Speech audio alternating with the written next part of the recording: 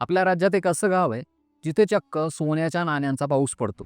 तुम्ही पाहताय wonder of Maharashtra भाग 85 आणि आज मी बोलतोय कोल्हापूरमधल्या कसबा बीड या गावाबद्दल. या गावामध्ये मृग नक्षत्रात पावसाळा सुरू झाल्यावर शेतात, रस्त्याच्या कडेला, घराच्या छतावर किंवा गोठ्यात यादवकालीन सोन्याची नाणी, ज्यांना स्थानिक भाषेत बेडे असं म्हणतात, ते सापडतात. असं कसबा बीड गावातल्या लोकांचं म्हणणं आहे. ही नाणी लहान तांदळाच्या आकारापासून ते रुपया एवढी असतात आणि त्यावर कमळ, शंख किंवा नागरी किंवा तेलुगू, कन्नड लिपीतली अक्षरं कोरलेली असतात.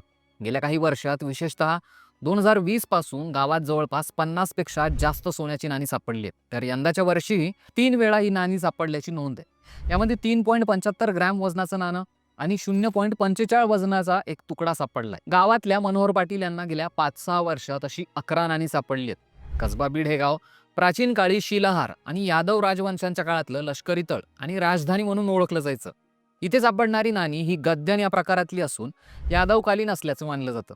गावात 210 वीरगळ, 32 प्राचीन मंदिरांचे अवशेष आणि शिलालेख सापडलेत, जे गावाच्या ऐतिहासिक महत्वाची साक्ष देतात. गावकरी या नाण्यांना दैवी आशीर्वाद मानतात आणि देवघरात पुजतातही. त्यामुळे या गावात सोन्याचा पाऊस पडतो अशी मान्यता आहे. पण नाणी नेमकी इथेच कशी सापडतात हे कोडं कायम आहे. तुमच्या गावाकडे असाच काही किस्सा असेल तर आम्हाला कमेंटमध्ये नक्की कळवा.